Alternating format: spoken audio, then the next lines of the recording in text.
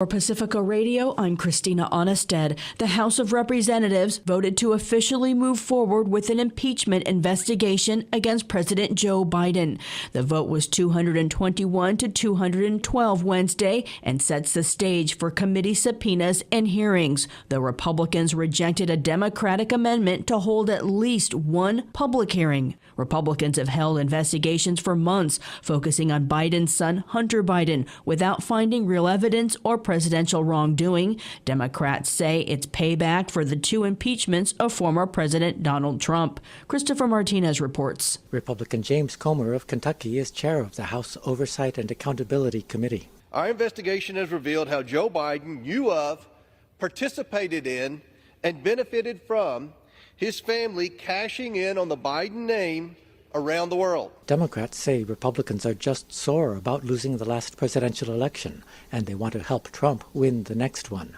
Democrat Jim McGovern of Massachusetts led the opposition to the resolution. Their whole investigation is built on lies. It's an extreme political stunt designed to distract from how incompetent Republicans are and how obsessed they are with Donald Trump, a twice impeached ex-president who's been indicted more times than he's been elected. How pathetic. Democrats say Republicans have no evidence of an impeachable offense, a high crime or misdemeanor.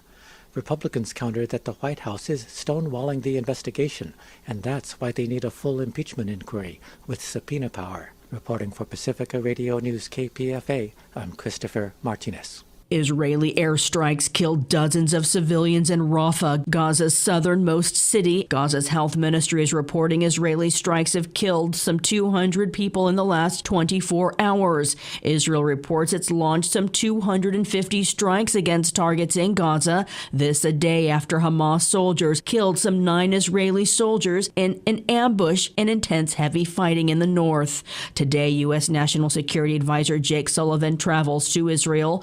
Meanwhile, the United Nations says 1.4 million people sheltering in 155 UNRWA shelters are facing a humanitarian disaster. Margot Poussey reports. Lynn Hastings, the UN resident and humanitarian coordinator for the occupied Palestinian territory, said that sanitation in Gaza is getting worse, which could lead to a worsening health crisis. The shelters have long ago exceeded their full capacity, with people lining up for hours just to get to a toilet, one toilet available for hundreds of people. You can imagine what the sanitation conditions are like as a result.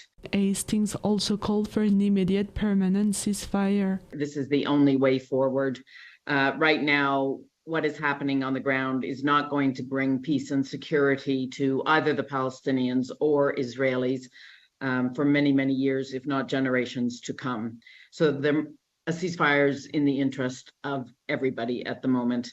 I'm Margot Poussey. Biden administration staff and former staff held a vigil outside the White House last night in support of a ceasefire in Gaza. Top Biden administration officials are trying to reach a last-minute deal for wartime aid for Ukraine and Israel by agreeing to Senate Republican demands over the U.S.-Mexico border policies before lawmakers depart this week for the holidays. Advocates for immigrants and some Democrats are objecting to some of the policies under discussion, as Max Pringle reports. House Speaker Mike Johnson told reporters congressional Republicans want border security to be a part of any national security package. The border is an absolute catastrophe, and this is because of the policies of this White House and this administration.